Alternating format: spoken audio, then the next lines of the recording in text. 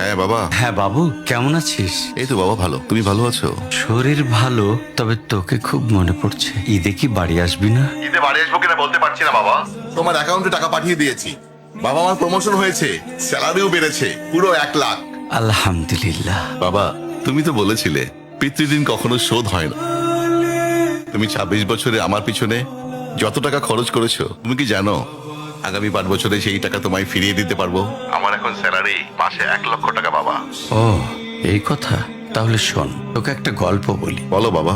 তোর বয়স যখন 4, তখন আমার বেতন 3000 টাকা। 1200 টাকা ঘর ভাড়া দিয়ে 1800 টাকায় চলে সংসার। আমি আমার সাধ্যমতো সারা জীবন চেষ্টা করেছি তোর মাকে সুখী করতে, প্রতি ঈদে কোরবানি দিতে। তোকে যেবার প্রথম স্কুলে ভর্তি করালাম, সেবারই প্রথম আমরা আমাদের কোরবানি দিতে পারিনি। সে বছর তোর মাকেও কোনো উপহার দিতে পারিনি। তুই যখন ভার্সিটিতে উঠলি, আমাদের অবস্থা তখন মোটামুটি ভালো, কিন্তু খুব কষ্ট হয়ে গিয়েছিল যখন আমার ট্রান্সফার হয়। রোজ রোজ বাসে চড়ে, পায়ে হেঁটে, ঘামে ভিজে খুব দুর্বিষহ লাগছিল।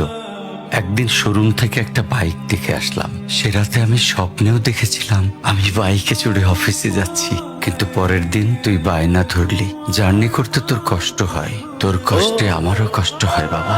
আমি বাইকটা তোকে কিনে দিয়েছিলাম। তুই এখন লাখ টাকা বেতন পাচ্ছিস, কিন্তু মনে করে দেখ, আমার সামান্য মাইনে দিয়ে ব্র্যান্ড নিউ মোবাইলে হেডফোন কানে লাগিয়ে সারা রাত গান শুনেছিস, পিকনিক করেছিস, ট্যুর করেছিস। তোর প্রতিটা দিন ছিল স্বপ্নের মতন। আর তোর টাকা নিয়ে আমি এখন হার্টের বাইপাস করাই, ডায়াবেটিক মাপাই। জানিস বাবা, আমার মাছ খাওয়া নিষেধ, মাংস খাওয়া নিষেধ। কি করে এত টাকা খরচ করি বল? তোর টাকা নিয়ে তাই আমি কল্পনার হাট বসাই। সেই হাটে আমি বাইক চালিয়ে সারা শহর ঘুরে বেড়াই, বন্ধুদের নিয়ে সিনেমা দেখতে যাই, তোর মার হাত ধরে চাঁদনি পশরে সেন্ট মার্টিনের বালুচরে হেঁটে বেড়াই। চুপ করো বাবা প্লিজ, আমি তোমার কাছে চলে আসবো। তোমার টাকা না, আমি তোমার ভালোবাসা তোমায় ফিরিয়ে দিব বাবা। বোকা ছেলে, বাবাদের ভালোবাসা কখনো ফিরিয়ে দেয়া যায় না। তোকে একটা প্রশ্ন করি বাবা, ধর তুই, আমি আর তোর খোকা তিনজন এক নৌকায় বসে আছি। হঠাৎ নৌকাটা ডুবতে শুরু করলো। যে কোনো একজনকে তুই বাঁচাতে পারবি, কাকে বাঁচাবি?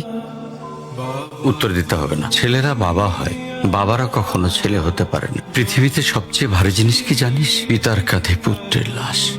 আমি শুধু জায়নামাজে বসে একটা জিনিস চাই, আমার কবরের ঘরটায় যেন আমি আমার ছেলের কাঁধে চড়ে যাই। তাহলে তুই একটা ঋণ শোধ করতে পারবি, তোকে কোলে নেয়ার ঋণ।